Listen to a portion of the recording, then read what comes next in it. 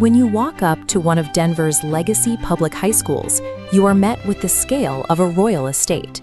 We are talking about 162-foot clock towers, ornate classical columns, and stone gargoyles staring down at the students. This raises a question. Why would an early 20th century city spend a fortune to build public high schools that look like they belong to European nobility?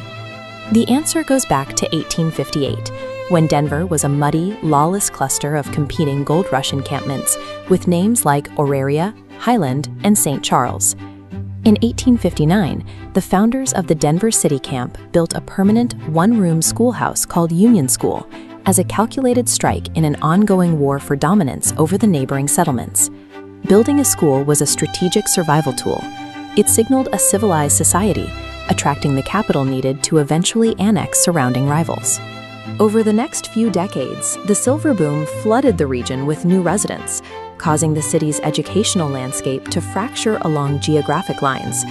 The city split into localized identities, known as the sides. Throughout the 1880s, these autonomous districts built their own separate schools that reflected the specific cultural and class divides of their neighborhoods. That decentralized growth lasted until 1901, when the scattered districts finally consolidated into a single body, Denver Public Schools. 2 decades later, Mayor Robert Steer championed the City Beautiful movement, replacing the smog of the industrial era with an elegant metropolis. The 1901 school consolidation provided the structural connective tissue necessary for city planners to execute a unified urban aesthetic across the entire map. This map shows the core of their strategy, the school-park pairing. Planners established a monumental high school in every quadrant, north, south, east, and west. Each school borders a massive green space, providing urban lungs that gave students an escape from the industrial smog. The buildings were designed to project authority. East High School was explicitly modeled after Independence Hall in Philadelphia, borrowing its symmetrical Federalist brickwork and towering central clock. South High School looked to classical antiquity. Its design drew inspiration from the Basilica of Santa Maria Cosmedin in Rome, anchoring Washington Park with Italianate gargoyles and a multi-tiered bell tower. These 4-directional schools were engineered as permanent monuments.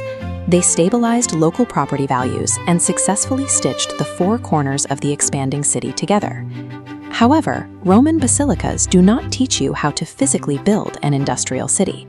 To address that reality, teachers organized a deliberate shift in 1892, establishing Manual High School. This floor plan reveals their priorities. Instead of classical academic halls, the space is dedicated to vocational excellence. You can see rooms labeled print shop, auto shop, and machine shop, the practical trades required to construct Denver's infrastructure. The city required both models to succeed. The directional quartet provided civic pride, while Manual High operated as the necessary workforce engine of the era. The long-term impact of this investment is visible in the caliber of the alumni who walked those halls over the next century. North High School's impact reached across the globe, educating a future Prime Minister of Israel, Golda Meir. East High School left a footprint on modern culture, producing internationally recognized artists like Academy Award-nominated actor Don Cheadle. Today, the 4-directional schools and Manual High remain designated landmarks, anchoring the original neighborhoods they were built to define. Building